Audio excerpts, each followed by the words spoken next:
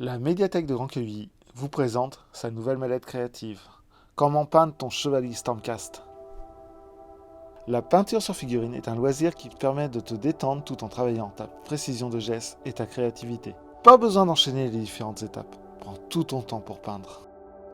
Dans ta boîte, tu trouveras un pinceau, un pot de peinture bleu ou rouge, un pot de peinture dorée, un pot de peinture argentée, un pot de peinture blanche, un pot d'encre et surtout une figurine.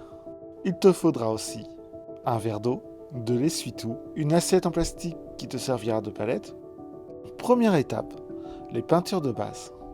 Nous allons commencer par le doré. Avant toute chose, secoue bien le pot de peinture. Cela sera à faire à chaque couleur. Ouvre avec précaution le pot de peinture. Extrais un peu de doré avec ton pinceau pour le mettre sur la palette. Mouille légèrement ton pinceau et mélange la peinture afin de raviver les pigments. Inutile de mettre trop d'eau. Extrais un peu de peinture sur ta palette et repeins ta figurine en doré.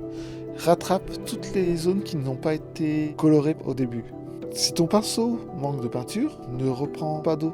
Tu reprends ta peinture directement sur ta palette et tu continues. Quand tu as terminé, nettoie ton pinceau avec l'eau jusqu'à ne plus avoir de peinture dorée. Pour ce faire, n'hésite pas à l'essuyer sur ton sopalin. Tant qu'il y a des pigments dessus, tu continues à nettoyer. Cette étape est très importante pour éviter les mélanges de peinture. Tu devras le faire à chaque fois que tu changes de couleur.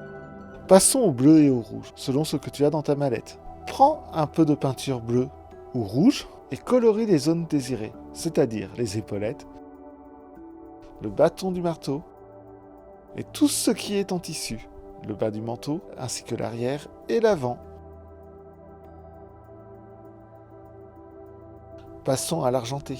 Après avoir bien nettoyé ton pinceau, comme expliqué précédemment, prends la peinture argentée et colorie les bijoux, le reste du marteau, ainsi que le haut du bouclier si ta figurine en est équipée d'un. Pense à bien nettoyer ton pinceau quand tu as terminé. Deuxième étape, les ombrages. Comme pour les pots de peinture, n'oublie pas de secouer ton pot d'encre avant de l'ouvrir.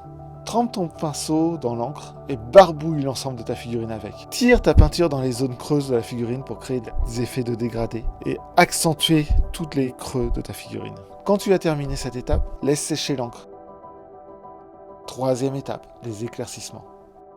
Reprends les couleurs utilisées en étape 1, c'est-à-dire le doré, le bleu ou le rouge, ainsi que l'argenté, et repasse les zones correspondantes à ces couleurs. Un petit conseil pour un meilleur résultat, pousse la peinture vers le haut. Ta figurine est maintenant terminée. Tu trouveras des étapes supplémentaires pour l'embellir encore plus sur notre site. C'est pour cette étape que le pot de peinture blanche te servira. À bientôt pour une prochaine mallette créative.